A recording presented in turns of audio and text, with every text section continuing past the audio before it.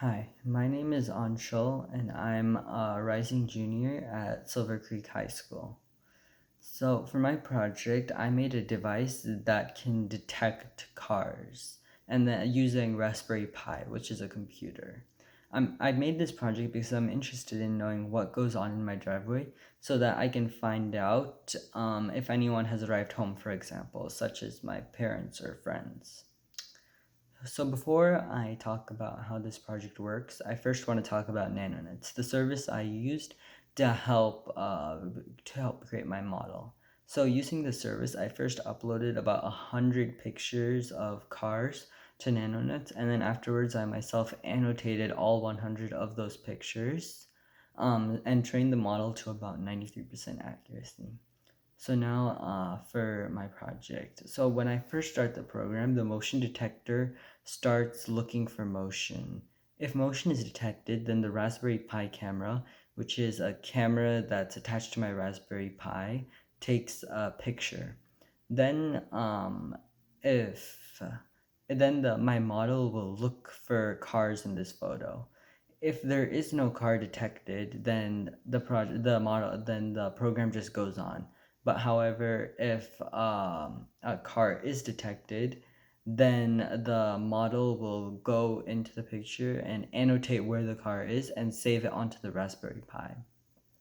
After that, the user is texted with the message that the car is outside, and also the message will provide a link to Google Drive where the picture is uploaded. And then if you go to Drive, you'll be able to see the picture with the annotated image.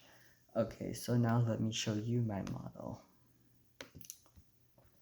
Okay, so as you can see here, this is the text message that has been sent, which says car has been detected outside. The picture has been uploaded to Google Drive, and then the link to Google Drive is given. So once you press on the link, you get to this screen, which I made my recents tab. So then afterwards, you can see that the image of the car will be at the very top. So once you press on the image, you can see this picture and see that the car has arrived and the bounding box, which shows where exactly the car is in the photo. Okay, now, I felt like during my project, there were two really hard tasks that stood out. The first one was implementing the motion detector onto my project. My motion detector is a lot more hardware heavy than the rest of my project, so I felt like I wasn't used to it as much because I had to learn more about circuits and everything. So it took me a while to get the motion detector up and running. And even though it was running, I felt like it wasn't the most reliable thing because of how sensitive it was.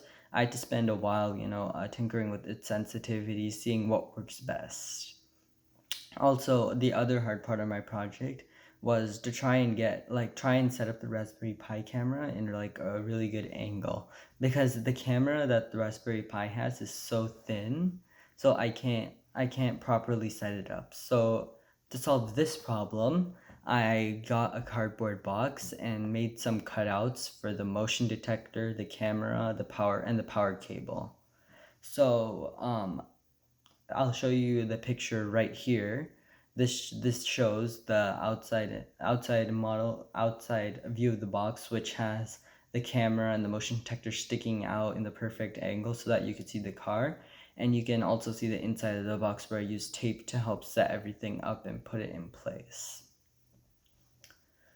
Okay, so if there was anything that I would do to going forward so that I can improve my project, I would first instead of using my motion detector, I would instead change it to OpenCV mainly because of its increased reliability. OpenCV is basically another motion detection, as another thing I can use to help with motion detection, and I feel like it would make my project a whole lot more reliable and it would work better. Another thing I would do is like currently, when the image uploads to Google Drive, it'll just upload it onto Google Drive in general and it would just show up first on my recents tab. However, I feel like it would be way better if I could get it to upload into a specific folder so that the user can access all these pictures much more easily.